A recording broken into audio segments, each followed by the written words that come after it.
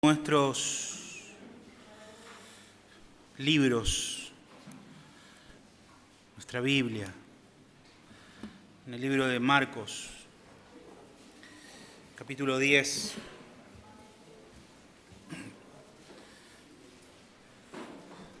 el versículo 46, es una historia muy conocida acerca del ciego Bartimeo.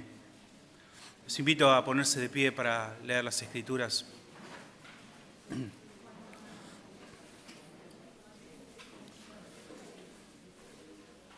Marcos capítulo 10, versículo 46, dice: Entonces vinieron a Jericó, y al salir de Jericó, él y sus discípulos, estaba hablando del Señor, y una gran multitud. Bartimeo el ciego, hijo de Timeo, estaba sentado junto al camino mendigando. Y oyendo que era Jesús Nazareno, comenzó a dar voces y a decir: Jesús, hijo de David, ten misericordia de mí. Y muchos le reprendían para que callase, pero él clamaba mucho más: Hijo de David, ten misericordia de mí. Entonces Jesús, deteniéndose, mandó a llamarle, y llamaron al ciego diciéndole: Ten confianza, levántate, te llama. Él entonces, arrojando su capa, se levantó y vino a Jesús. Respondiendo Jesús le dijo: ¿Qué quieres que te haga? Y el ciego dijo: Maestro, que recobre la vista. Y Jesús le dijo: Vete, tu fe te ha salvado. Y enseguida recobró la vista y seguía a Jesús en el camino. Padre, gracias por tu maravillosa palabra. Te ruego ahora que tú me ayudes, que me asistas en este momento, por lo que no hay capacidad en mí alguna para poder hablar de ti, pero te ruego que uses mis labios como tú quieras. Padre, te pido permiso para hablar de tus cosas. En el nombre de Cristo lo hago. Amén. Amén. Si usted desea tomar asiento.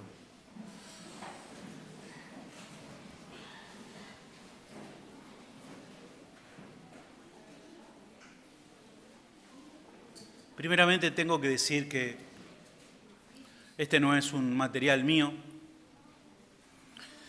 Siempre solemos leer y escuchar y aprender de personas que son más maduras que nosotros, y es muchas veces bueno reconocer y entender esto. Y en esta descripción del milagro de Bartimeo me ha parecido bien compartir esto con ustedes. Y sí que es un pasaje muy conocido, creo que de los más conocidos. Incluso hay un corito que solíamos cantar. Bueno, solíamos cantar en otra iglesia, pero también mucho dentro de la cárcel. ¿Quién recuerda ese corito que decía: Jesucristo va pasando por aquí, y cuando pasa todo se transforma, la alegría viene, la tristeza va? ¿Lo conocen, no? ¿Algunos? Amén. Un corito de campaña, diría yo, ¿no? En las campañas se cantaba mucho este corito. Y cualquiera que escuche un corito como este, o precisamente este corito, podría pensar o llegar a la conclusión que el mero hecho, o sea, solo porque el Señor Jesucristo va pasando por algún lugar, es suficiente para que haya en ese lugar una transformación por completo. Que solo porque Jesús pase por lugares suficientes para erradicar los males, la pobreza, las maldiciones, que la tristeza salga de todo lugar por donde Él pase y que la alegría venga a ese lugar. Lamentablemente, las Escrituras contradicen esta afirmación. De hecho, nosotros cuando leemos las Escrituras vemos que muchas veces Jesús va pasando por distintos lugares y a ser sinceros, vemos que en realidad nada cambia. Es más, a veces los lugares siguen siendo tan tristes, tan lúgubres, tan oscuros como lo eran antes que Jesús pasara por ese lugar. Nosotros vemos esto en la mayoría, creo que de los casos, vemos que la gente de esos lugares por donde el Señor pasó se queda como si el Redentor nunca hubiese pasado por ahí, como si el transformador de todas las cosas nunca les hubiese visitado, como si nunca hubiese pasado por ahí. De hecho, el pasaje paralelo o algunos pasajes de haciendo referencia a circunstancias que nuestro Señor está pasando por Jericó, dice, por ejemplo, Mateo, y yo supongo que lo dice con mucha tristeza, él da testimonio de esto en el capítulo 13, y hablando justamente de Nazaret, dice que Jesús no hizo allí muchos milagros a causa de la incredulidad de ellos. Y Marcos 6, hablando también de la misma situación, dice, y no pudo hacer ningún milagro, salvo que sanó a algunos pocos enfermos, poniendo sobre ellos las manos, y dice que el Señor estaba asombrado de la incredulidad de ellos, de estas personas. Así que aparentemente en sus visitas unos pocos fueron sanados, pero la mayoría de las personas siguieron sus vidas como si no hubiese pasado nada, a un ritmo normal, viviendo y pensando de la misma manera que lo habían hecho siempre.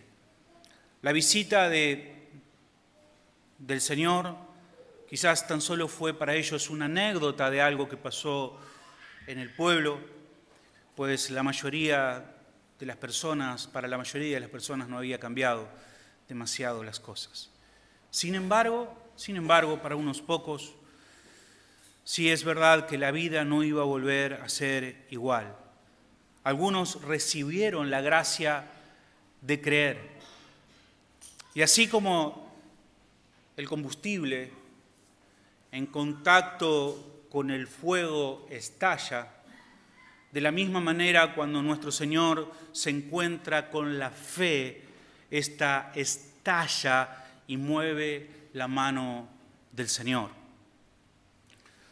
La mayoría de ellos solo los ve pasar, pero obviamente hay algunos que se aferran a Él, hay algunos que experimentan el milagro de la vida eterna, hay algunos que hacen que el cielo se incline a ellos.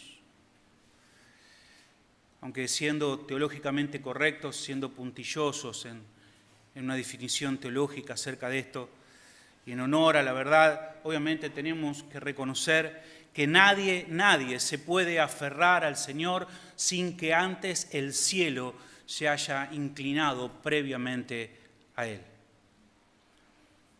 De tal manera podemos decir que cada uno de nuestros pasos en búsqueda del Señor parten no de una iniciativa propia, no de algo que nace en nuestros propios corazones, sino más bien es la respuesta a una gracia que estaba operando anteriormente en nuestras vidas.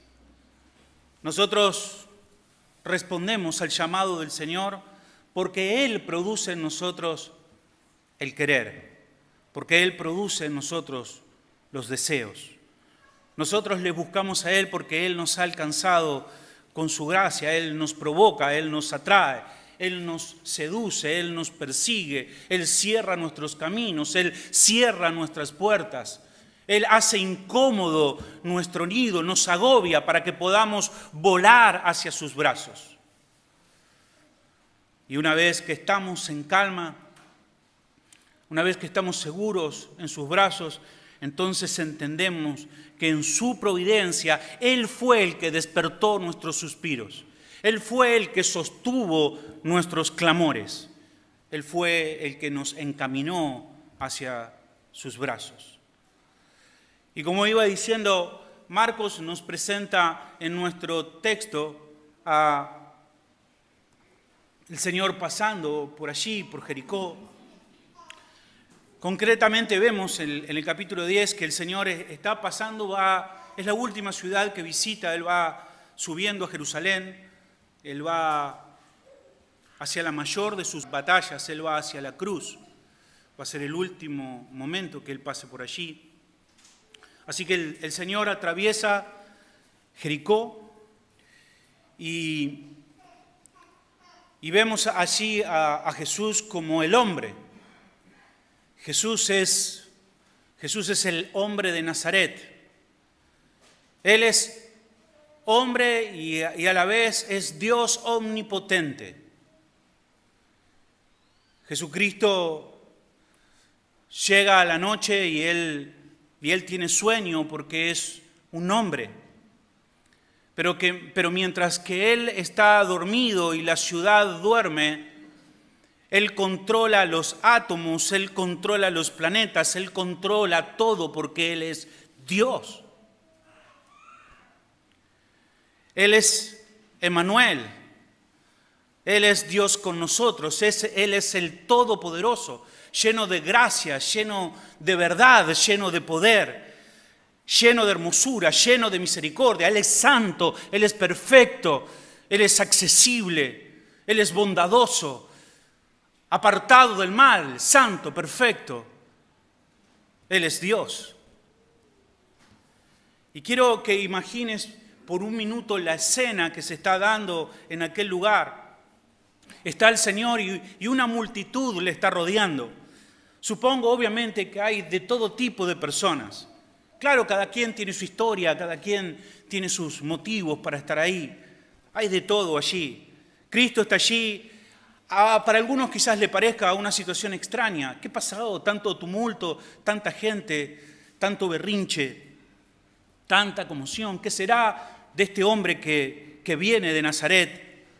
Y en medio de toda esa gente seguramente hay curiosos que asoman sus narices para ver qué pasa, para poder ponerse al tanto de lo que ocurre, para después poder seguir con el chisme de lo que sucedió allí. Sin embargo, hay otras personas que se acercan, que tienen dudas, que no saben si en realidad seguirlo o no. Quizás hablan entre ellos y dice: he escuchado que a algunas personas les ha ido bien siguiendo al Señor. A otros que aseguran que quizás el Señor es un fraude, un mentiroso, alguien que hace milagros pero que su poder no viene de Dios. ¿Será que sí? ¿Será que no? ¿Quién sabe? Algunos quizás dicen: bueno, necesito un poco más de tiempo para pensarlo, para sacar mis conclusiones, para saber qué es lo que debo hacer. Hay de todo, no sé si me explico. Jesús está rodeado de una multitud, Él está pasando. Hay gente que se entera de quién es, hay gente que ni sabe quién es. Hay curiosos, están también sus discípulos. Hay gente que ama a Jesús, hay gente que le desprecia, hay gente que es cortés con Él, hay gente que es hostil con el Señor.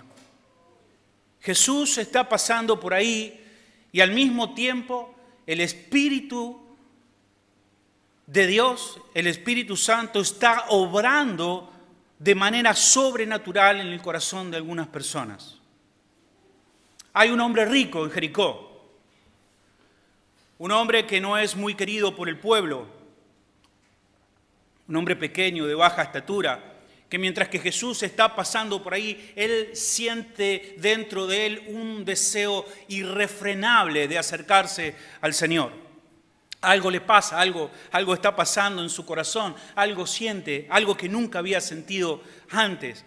Y como en desesperación y ya casi sin importarle nada, Él va corriendo y se sube a un árbol, a un sicómoro.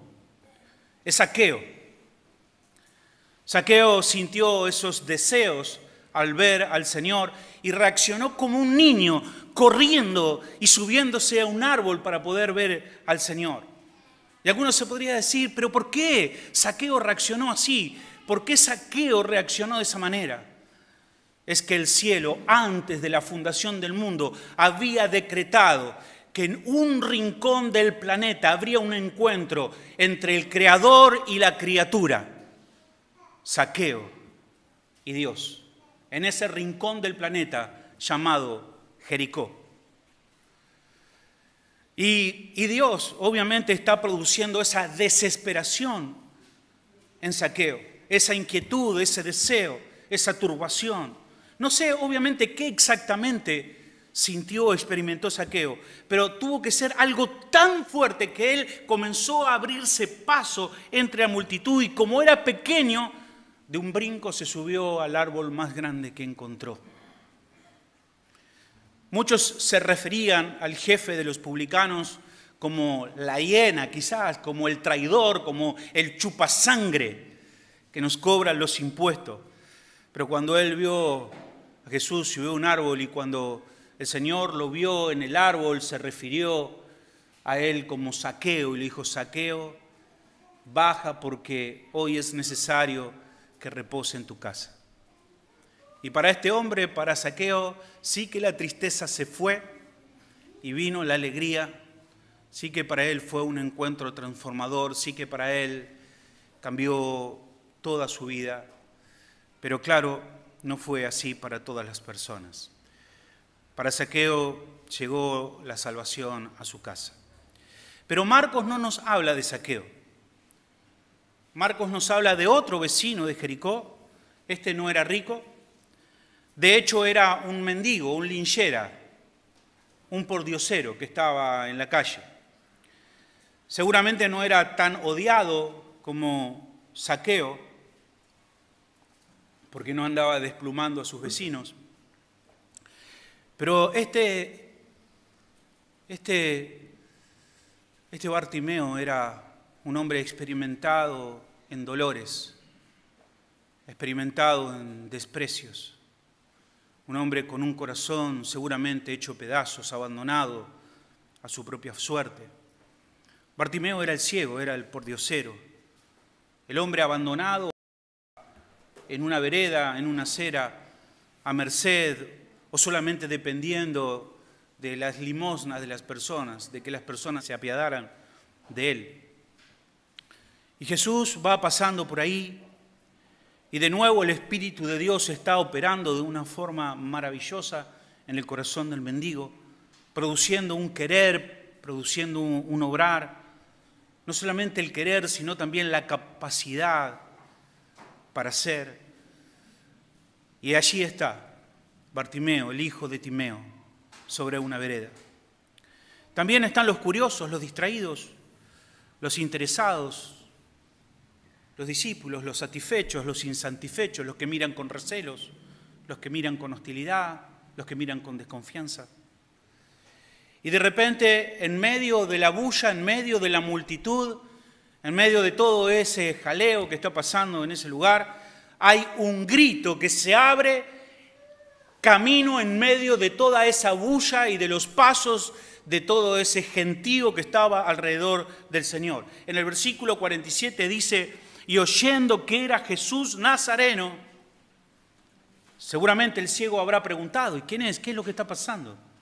¿Qué es lo que ocurre? ¿Qué es todo ese ruido? Y parece que alguien le informó, dice: es Jesús Nazareno. Y cuando escuchó que era Jesús Nazareno, comenzó a dar voces y a decir: Jesús, hijo de David, ten misericordia de mí. Parece, después de todo, que Bartimeo no era tan ciego como algunos piensan. Si es verdad que él no puede ver físicamente, si es verdad que no puede ver los colores, es verdad, pero el clamor que sale de los labios de Bartimeo nos da testimonio que él sabe cosas, que él percibe realidades que otros quizás no comprenden. De hecho, cuando escuchamos su grito, algo nos dice que en su corazón estalló la fe. ¿Hasta qué punto esta fe puede ser genuina, pura? No lo sabemos, quizás hay una mezcla ahí, pero sin duda es fe, es fe.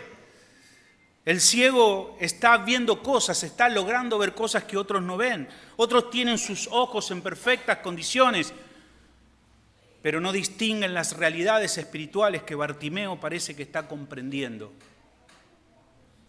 En primer lugar, Bartimeo comprende su miseria. Él comprende su miseria. Él no está preocupado en disimular su necesidad. Hay personas, obviamente, que viven obsesionadas en disimular lo que les pasa. Vienen a la iglesia tratando de mostrar su mejor perfil, tratando de disimular que están en verdad en bancarrota. Pero Bartimeo aquí se da cuenta de que él no tiene buen perfil, él no tiene un buen costado para mostrar. Y ni siquiera está obsesionado por mantener ninguna reputación. De hecho, ¿qué reputación podía mantener si él era el mendigo? Él era el pordiosero. Él era el que estaba en la calle. Él comprende su miseria y por eso pide misericordia. La misericordia es una bondad que se extiende a algo miserable. Misericordia. Nadie pide misericordia a menos que entienda que está en una posición de extrema necesidad. Pero él lo entiende, lo ve, lo capta, comprende. Él dice, soy un miserable. No es que necesito que me den una manito, no es que necesito que me tiren una soga. Necesito misericordia, misericordia.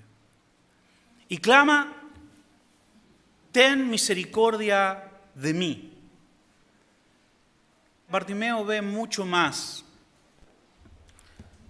También ve de que Jesucristo no es solo el carpintero de Nazaret. Como bien algunos vecinos decían, este no es el carpintero, no es el hijo de José. ¿Acaso no conocemos a sus hermanos? No. Bartimeo lo llama Jesús, hijo de David. Y a estas alturas, hacer una exclamación como esta, decir Jesús, hijo de David, es decir que Jesús es el Mesías. El rey David había recibido por boca de Natán, yo se los resumo un poco esto, una profecía de parte de Dios. Esto está en Samuel, el segunda de Samuel, capítulo 7. Natán llega a David y le dice de parte de Dios, Dios te dice esto, yo te tomé del redil, de detrás de las ovejas, para que fueses príncipe sobre mi pueblo. Yo he estado contigo en todo y yo me comprometo a establecer a mi pueblo Israel y a fijarle un lugar plantado y plantarlo para que habite allí y nunca jamás sea removido. Y le dice a David, y a ti te daré descanso de todos tus enemigos, y cuando tus días se hayan cumplido, cuando duermas con tus padres, yo levantaré de ti uno de tu linaje, el cual procederá de tus lomos, de tus entrañas, y afirmaré su reino. Él edificará casa para mí, no tú. O sea, Dios sabía que David quería hacer casa para Dios, pero Dios le dice, ¿sabes? Tú no me vas a hacer casa. Es más, el Señor le dice, yo te voy a hacer una casa a ti. Yo te voy a dar descendencia. Yo voy a sacar de tu lomo un hijo. Él va a edificar una casa para mí. Y obviamente que en primer término estaba hablando de Salomón, quien fue el hijo del rey David, pero es mucho más que Salomón. Él estaba hablando de un reino que va a ser establecido, de un trono que va a ser establecido para siempre. Y obviamente estamos hablando de nuestro Señor Jesucristo, no solo de Salomón. Y recuerda que cuando el ángel Gabriel se le aparece a María y le dice, no tengas miedo, porque has hallado gracia delante de Dios, y ahora concebirás en tu vientre y darás a luz un hijo, y llamarás su nombre Jesús. Este, le dice, será grande, y será llamado Hijo del Altísimo, y el Señor Dios le dará el trono de David su padre, y reinará sobre la casa de Jacob para siempre, y su reino no tendrá fin. Cuando el grito de Bartimeo atraviesa toda esa turba confesando que Jesús es el Hijo de David, él no está usando una frase hecha, él no está utilizando una frase al azar. Es claro lo que está diciendo Bartimeo, es claro su significado. Yo entiendo que ahí hay fe en esa declaración. Él está diciendo, tú eres el Mesías, tú eres el señalado por Dios, tú eres el anunciado por los profetas, tú eres el ungido de Dios, tú eres el Rey soberano, tú eres el Rey que ha de salvarnos, tú eres la esperanza de Israel, tú eres el profeta final, tú eres el sacerdote final. Tú eres el Rey, tú eres el Hijo de Dios, tú eres el Mesías. Ten misericordia de mí, tú eres el Cristo. Así que él no está solo reconociendo su miseria, su necesidad, él está reconociendo la identidad de Jesús. Él sabe que él es el Mesías, el señalado de Dios, el enviado de Dios, el Cristo. Pero además, sus palabras indican que él está asumiendo que Jesús no solamente es el Mesías y que Jesús tiene el poder y la autoridad para salvarlo, sino que también Cristo tiene anchura de corazón. No solamente tiene el poder, sino que Cristo tiene misericordia. No solamente está lleno de poder, sino también que está lleno de misericordia. Él no solo es el Mesías, él tiene el caudal suficiente para sacarlo de la miseria, para transformar su vida, para cambiar su realidad. Él tiene el poder, pero también tiene misericordia. Cristo es compasivo. Tal vez Bartimeo, que era judío y que conocía, como todos los judíos, textos del Antiguo Testamento,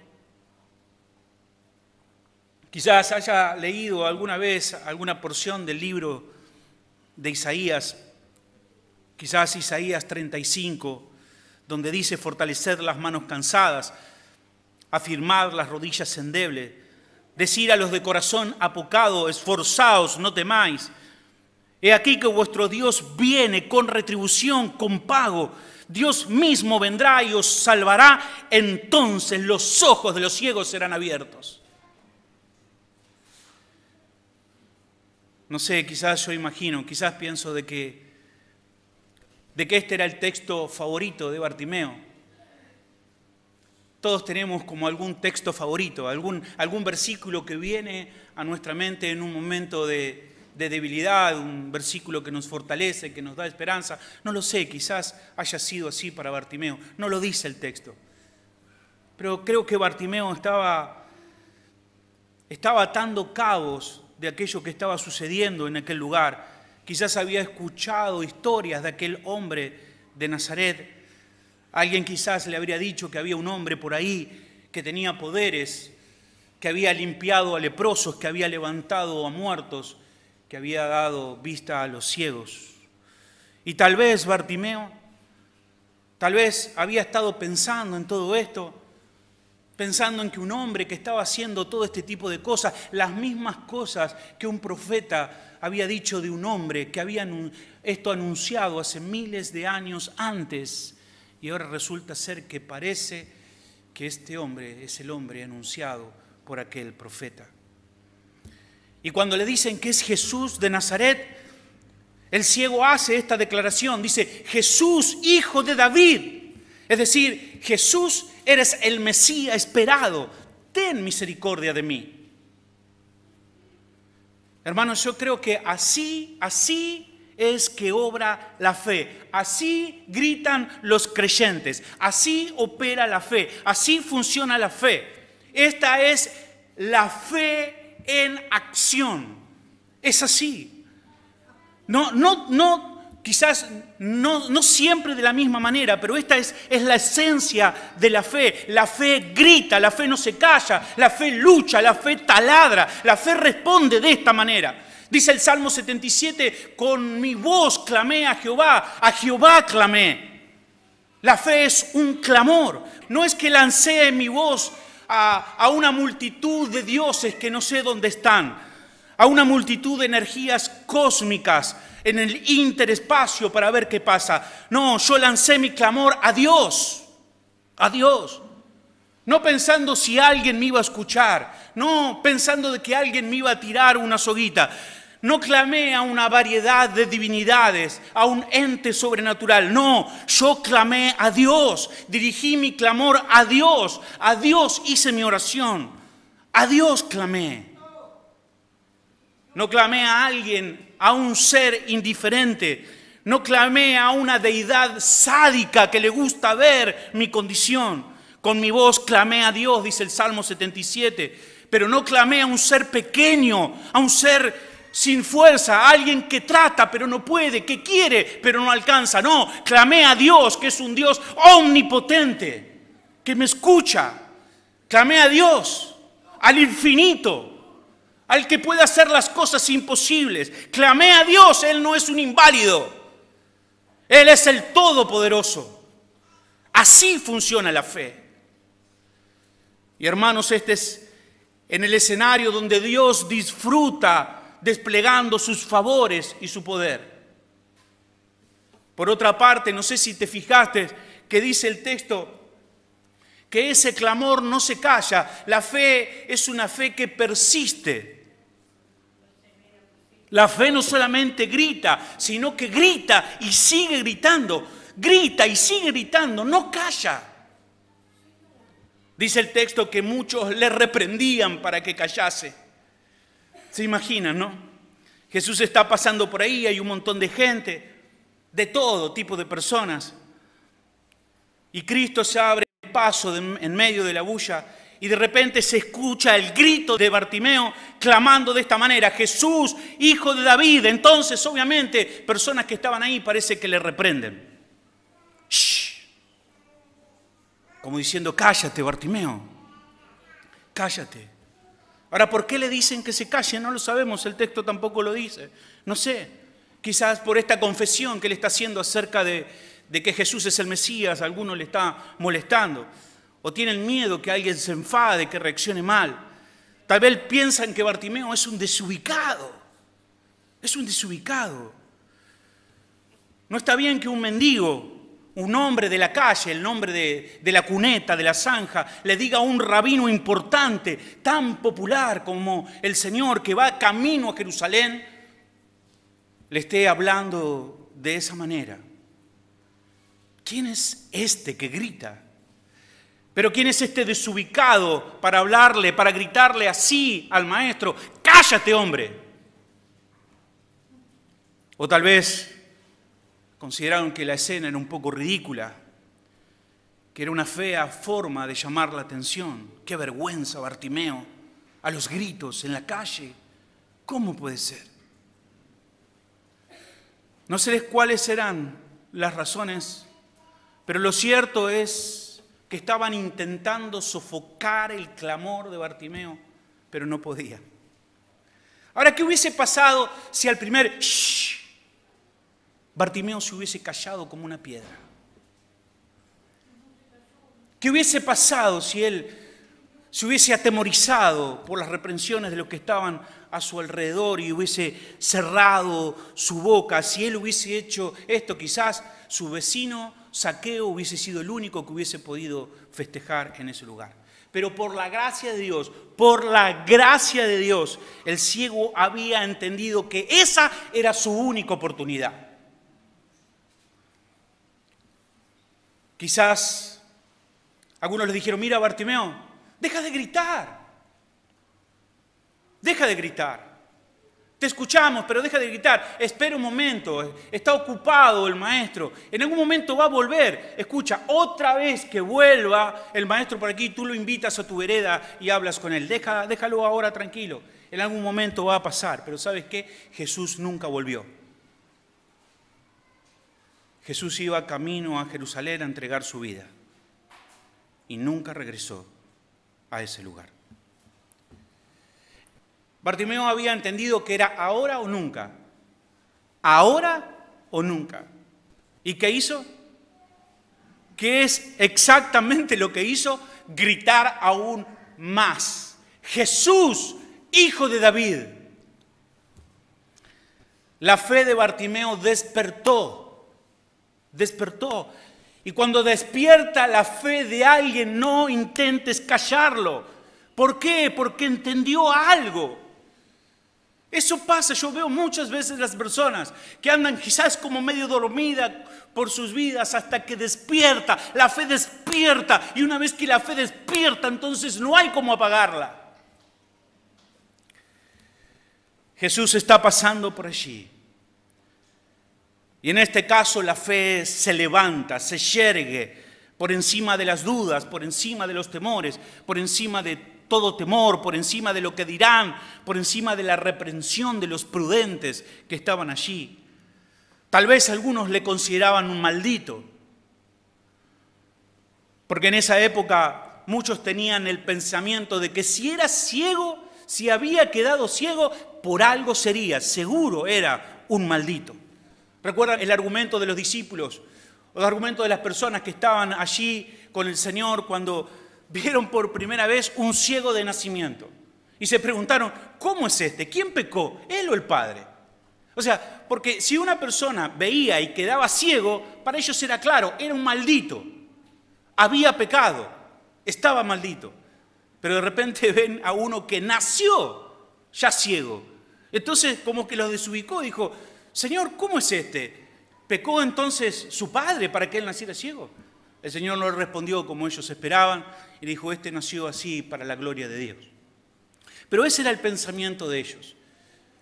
Pensando que quizás Bartimeo era un maldito, que era indigno que una persona así pudiera estar clamando, dirigiéndose, gritando de esa manera. Así que su clamor tal vez suena a los oídos de los demás como la importuna e insolente demanda de alguien que no es digno. Y por supuesto Bartimeo no es digno, pero sí su clamor es oportuno. Jesús está pasando por ahí y nada honra más al Señor como el corazón de aquella persona que le mira expectante, como aquel que mira la mano de su amo para esperar algún favor de él.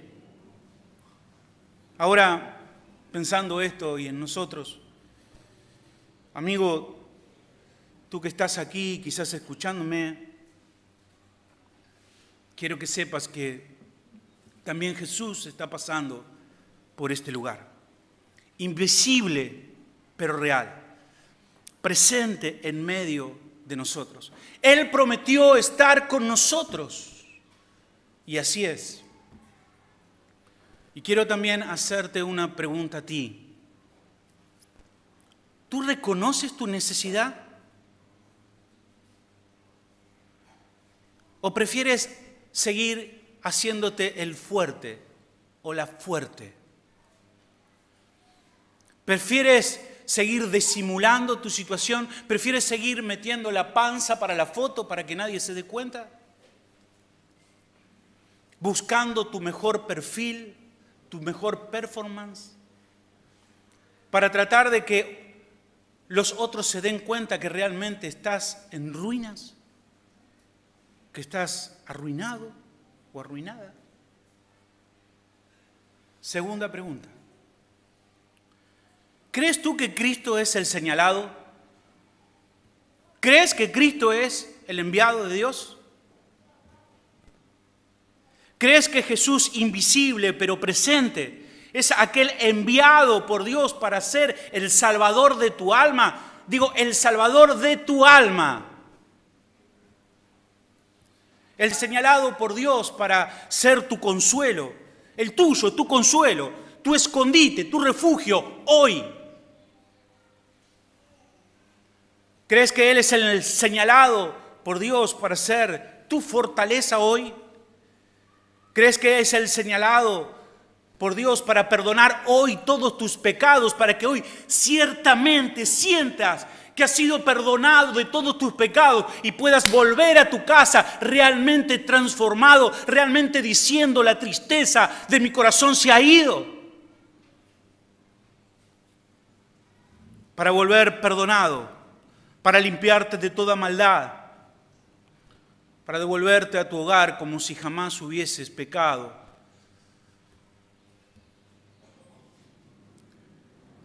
Bajo la sonrisa de Dios. ¿Estás dispuesto a despojarte del miedo de el que dirán? Y llamar a gritos a Jesús desde tu alma. Pero ahí no termina la cosa. El mendigo grita, los que lo rodean intentan disuadirlo, silenciarle, sofocar su grito. Pero su grito, como he dicho, es como un taladro, es perseverante. Y de repente Jesús, que está pasando, detiene sus pasos. Gloria a Dios. Se detiene. Dice, deteniéndose, mandó a llamarle y llamaron al ciego diciéndole: ten confianza, levántate, te llama. Él entonces, arrojando su capa, se levantó y vino a Jesús. Tal vez fueron las mismas personas que hacía 20 segundos antes le estaban diciendo: cállate, cállate, cállate. Ahora dicen: no, ahora levántate, levántate, que te está llamando. Quizás los mismos. Venga, te está llamando el Hijo de David. Y ahora, permíteme, hermano, que pueda gozarme un poco aquí en el Señor. No hay un poco, todo lo que podamos.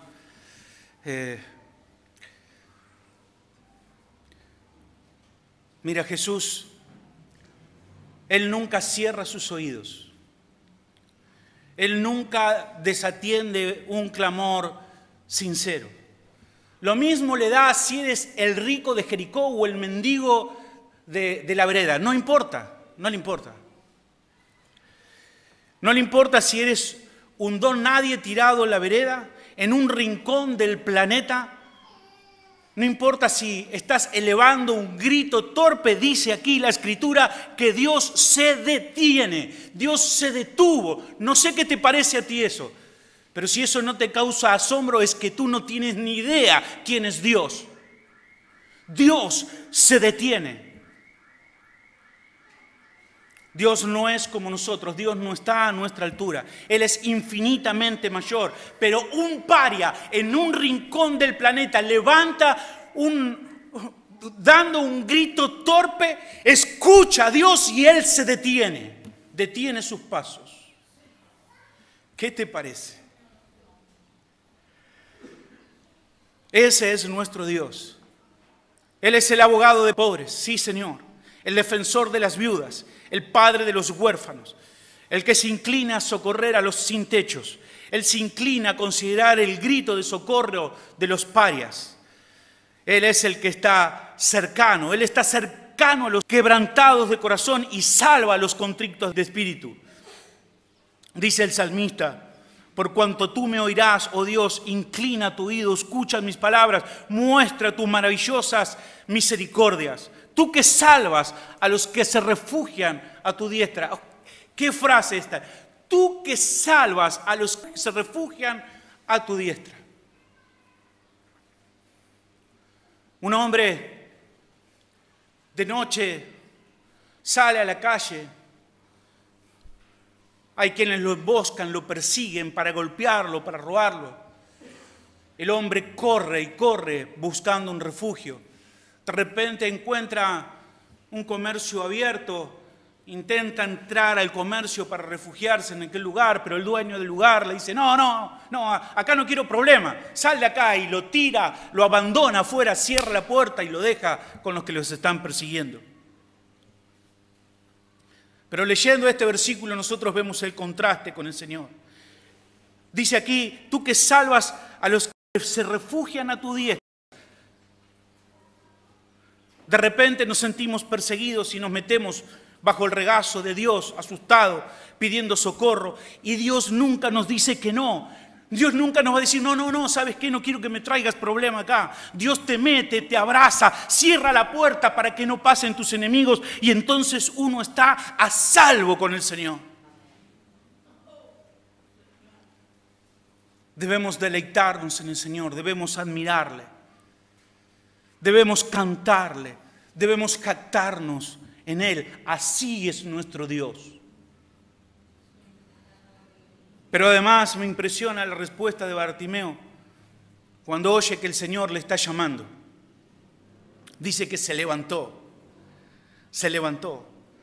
Pero ahora, hermanos, tenemos que entender bien esta palabra, porque no es un levantarse tibio, no es que dijo, bueno, me llama, no es como que se está desperezando, diciendo, bueno, me llama el Señor, entonces, no es este tipo de levantarse, no es levantarse a medio ganas, no. Es más, si nosotros los vemos en otras versiones, muestra que aquí hay ímpetu al levantarse. La Reina Valera, pero la versión 95 lo traduce, dice, y arrojando su manto, se puso de pie de un salto y se acercó a Jesús. La versión de las Américas dice, y arrojando su manto, se levantó y se acercó a Jesús de un salto. Ese es el punto. De repente él escuchó que el Señor lo llamaba y de un salto se puso de pie. Y le dijeron, Bartimeo, la capa, seguramente. Tiró la capa, dice. Y Bartimeo dice, ¿qué capa? Ni qué capa. El Señor me está llamando. Y fue corriendo como un tiro hacia el Señor. Yo obviamente no creo que la capa signifique nada más que un abrigo. No debemos buscar muchos más significados que es lo que es. Algo, una cosa que podemos tener, algo que está ocupando nuestras manos, algo que tenemos. Pero lo cierto es que al ver esta escena es una ilustración perfecta de cómo opera la fe. Cuando el corazón de un hombre o de una mujer siente que el Señor le llama, ese llamado ahoga todo lo demás. Todo lo demás. Todo lo demás viene a un segundo plano. Ni la capa, ni la casa, ni el coche, ni la novia, ni los estudios, ni el futuro, nada. Todo pasa a segundo plano. Me recuerda la historia de Pedro. Pedro, el Señor había resucitado, Pedro no lo sabía, él se había ido a pescar junto a sus amigos. Habían estado pescando toda la noche y no habían pescado nada. Era una situación difícil. Para alguien que va a pescar para divertirse y no pesca nada, no pasa nada. Pero para un pescador que se pasa toda la noche trabajando sin ninguna captura es un problema. Y dice que estaban allí, ya estaba llegando el amanecer, y de repente alguien desde la costa le dice, hijitos, ¿tienen algo para comer? Y le contestaron, no tenemos. Quizás porque no quisieron darle lugar al curioso que le estaba preguntando de aquel lugar, pero de repente Juan percibe que es el Señor y dice, es el Señor, es el Señor. Y Pedro, que dice que se había aflojado las ropas para estar un poco más cómodo, dice que en el momento que escucha a Juan decir que es el Señor el que está en la costa, dice que él se ciñe la ropa al cuerpo. ¿Sabe por qué se ciñe la ropa? ¿Por qué se ajusta la ropa bien al cuerpo? Porque él va a nadar los 100 metros libres más gloriosos de su vida. 200 codos que los separan desde la costa a donde está él, el Señor de él, 200 codos. Y dice que ahí se lanzó Pedro a nadar y sus compañeros le han dicho, Pedro, los peces. ¿Qué peces? Ni qué peces. El Señor está ahí. Esa es la actitud de alguien que entiende que el Señor lo está llamando. Todo lo demás pasa al segundo lugar. Y es el mismo caso que la capa. Bartimeo tiró la capa. ¿Qué importa la capa? ¿La vas a necesitar? No, necesito al Señor. Al Señor necesito. Wow.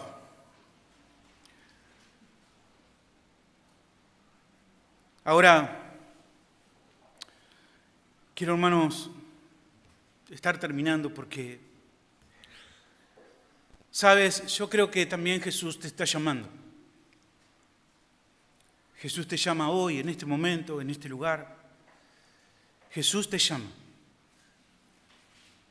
Mira este versículo que voy a leer y dime si este no es un llamado para ti. Dice Hebreos: así que, hermanos, teniendo libertad para entrar en el lugar santísimo por la sangre de Jesucristo, por el camino nuevo y vivo que Él nos abrió a través del velo, esto es, de su carne, y teniendo un gran sacerdote sobre la casa de Dios, acerquémonos con corazón sincero, en plena certidumbre de fe. Y quizás mejor en Hebreos 3:15, dice: si oyereis hoy su voz, no endurezcáis vuestros corazones. ¿No te parece que es un llamado para ti? ¿No es una invitación a venir, a acercarse confiadamente a la presencia de Dios? Con confianza que Él nos está llamando. Ten confianza. En esta tarde el Señor te llama. Levántate. El Señor te llama. Pero obviamente algunos son tan tibios, tan perezosos, que cuando terminen de acomodarse el Señor ya habrá pasado. Yo espero en el Señor que mientras estás escuchando estas palabras, también te estés levantando como Bartimeo y arrojando fuera todo lo que te impida venir al Señor. Jesús le pregunta al ciego: ¿qué quieres que te haga? ¿Qué quieres que te haga? El ciego: maestro, le dijo, quiero recobrar la vista. Y Jesús le dijo: vete, tu fe te ha salvado. Hermanos, en Dios hay un caudal de poder inagotable. Él tiene el poder suficiente para transformar la vida que sea. Si tú estás pensando o viniste a este lugar y dijiste: mi vida no tiene remedio, nadie puede cambiar lo que me está ocurriendo, nadie puede enderezar mi vida, quiero decirte que Jesús tiene el poder para transformar cualquier realidad, cualquiera, la que sea. Bartimeo fue sano y salvo el mismo día, en el mismo momento, sano de su visión y salvo eternamente por la gracia del Señor. Porque él había logrado confiar en Cristo y Dios le respondió regalándole mucho más de lo que él había pedido. No solamente la vista de sus ojos, sino también la vida eterna. ¿Y cómo sabemos que eso pasó? ¿Cómo sabemos que Bartimeo fue sano y salvo en el mismo momento? No por lo que dice el Señor, que dice: tu fe te ha salvado. Porque si somos sinceros, salvado es la misma palabra que se utiliza como sanado. Si nosotros lo leemos en original, dice: tu fe te ha sanado. No es esa expresión la que nos da la certeza de que Bartimeo fue salvo, sino lo que dice después, porque dice que Bartimeo se pegó al Señor como si fuera su sombra. Dice que le seguía para todo lugar donde el Señor iba. Quiero decirte que si tú dices haberte encontrado con el Señor y que sigues ahora con tu rutina sin que nada haya cambiado en tu vida, si después de encontrarte con Jesús y experimentar el toque del Señor, tú puedes seguir de la misma manera, viviendo de la misma forma, pensando de la misma forma, probablemente tú nunca hayas conocido la salvación del Señor. No es posible conocer al Señor, no es posible ser salvo y seguir viviendo de la misma manera. Es imposible experimentar una verdadera salvación sin que tu corazón vire, cambie, sea trastornado, sea transformado. Es imposible decir yo he sido salvo sin que tu vida sea cambiada, trastornada de una forma totalmente diferente, que se descentre. Esa es la idea, que salga de tu centro, porque obviamente la salvación es eso. Es ya dejar de vivir para nosotros mismos, es dejar de estar plegado mirándonos el ombligo. Ahora, si fuiste salvo, eres un hombre o una mujer que sigue a Jesús. No hay otra opción, no quieres hacer otras cosas. Y aunque tropieces, aunque dudes, y aunque te entren temores, eres un hombre y una mujer que sigue a Jesús. Ya no puedes renunciar, lo has visto. Sencillamente vistes a Jesús y tienes que seguirle a Él porque Él te ha convertido tu corazón. Él es ahora tu tesoro, tu Rey, tu Señor. Y le sigues. Y gracias a Dios porque Él ha dejado escrita esta historia para nosotros, para enseñarnos cómo funciona la fe y para desafiarnos con el ejemplo de Bartimeo. Esto obviamente no está escrito para que tú llegues a la conclusión de pensar, bueno, sí, escucho el llamado, pero entiendo que en Bartimeo estaba operando antes una gracia en él para que Bartimeo pudo haber respondido de la forma que respondió. Entonces yo debo quedarme sentado pacíficamente en mi lugar hasta que esa gracia actúe antes en mi vida. No, eso es una pavada. No es de la forma que nosotros debemos interpretar el texto. Como debemos ver esta historia, es que Jesús está pasando por aquí y que tú puedes decir, no tengo la necesidad de salir de aquí nuevamente como un miserable, como una miserable. No tengo necesidad de salir de aquí otra vez con toda mi historia a cuesta.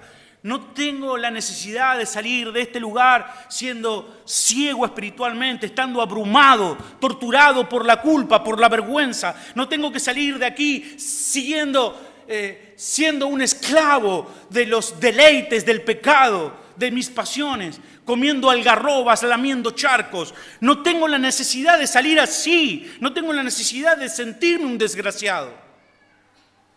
El dador de gracias, el Dios de toda gracia, está aquí, y yo hoy puedo recibir el abrazo del Señor. Hoy yo puedo correr a Él como mi refugio, como mi Salvador, como mi sustentador, como mi consuelo.